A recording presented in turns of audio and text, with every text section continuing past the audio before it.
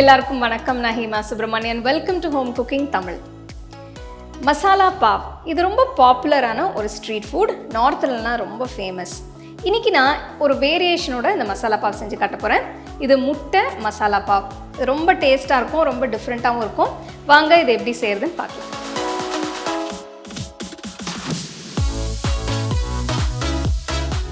இந்த ரெசிபிக்கு முதல்ல முட்டையை வேக வைக்கணும். நான் 4 முட்டை எடுத்திருக்கேன். இதை தண்ணியில் போட்டு மீடியம் ஃப்ளேமில் 15 நிமிஷத்துக்கு வேக விடுங்க. முட்டை வெந்ததும் வெளியில் எடுத்து ஆற விடுங்க. ஆறுனதும் முட்டையை உரிச்சு வச்சுருங்க. அடுத்தது முட்டை மசாலா செய்ய போகிறேன். கடாயில் 2 டேபிள் ஸ்பூன் வெண்ணெய்,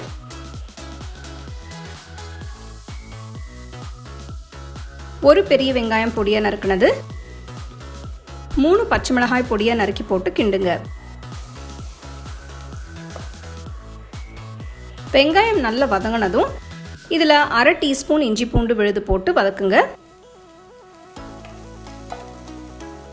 இஞ்சி பூண்டோட பச்சை வாசனை போனதும் 2 பொடியாக நறுக்கின தக்காளி போடுங்க. தக்காளி நல்லா மசிற வர வதக்குங்க. அடுத்து 1 டீஸ்பூன் உப்பு, 2 டீஸ்பூன் பாவ் பாஜி மசாலா, 1 டீஸ்பூன் மிளகாய்த்தூள் போடுங்க. மசாலாவோட பச்சை வாசனை போகிற வரைக்கும் வதக்குங்க. இதில் பாதி குடமிளகாய் பொடியாக நறுக்கி போடுங்க. 2 நிமிஷத்துக்கு வதக்குங்க. அடுத்து இதில் 1/2 கப் தண்ணி ஊற்றணும். எண்ணெய் பிரிஞ்சு வர வரைக்கும் கொதிக்க விடுங்க.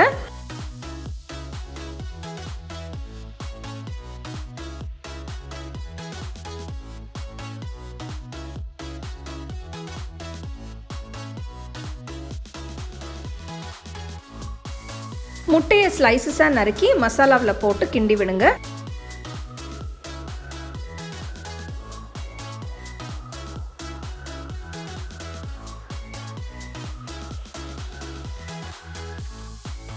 இதில் நறுக்கின கொத்தமல்லி இலை போட்டுட்டு கிண்டி விடுங்க.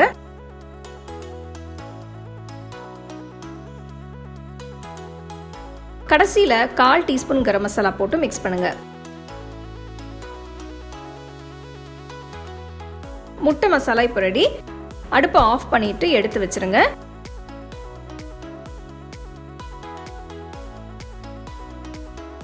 அடுத்து பன் துண்டுகளை டோஸ்ட் பண்ணணும். அடுப்பை குறைச்சி வச்சு தவா சூடு பண்ணுங்க.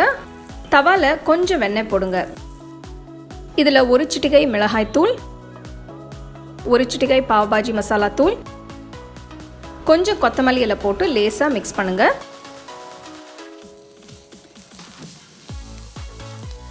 இந்த மசாலா மேலே பன் துண்டுகளை வச்சு டோஸ்ட் பண்ணுங்க.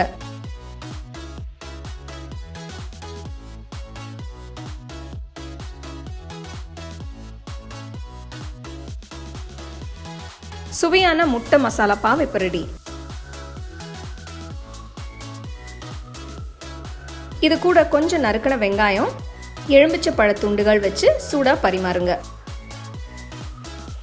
சூப்பரான முட்டை மசாலா பாவ் எப்படி செய்யறதுன்னு பார்த்தீங்க. ஸோ இது இனிமேல் நம்ம வெளியில் போய் சாப்பிட முடியாதனால நம்ம வீட்லேயே இந்த மாதிரி நல்ல டிஃப்ரெண்ட்டாக செஞ்சு சாப்பிட்லாம். இது செஞ்சு நல்லா சூடாக சர்வ் பண்ணிங்கன்னா ரொம்ப டேஸ்ட்டாக இருக்கும். ஸோ கண்டிப்பாக இந்த ரெசிபி நீங்கள் ட்ரை பண்ணி ரசித்து சாப்பிடுங்க.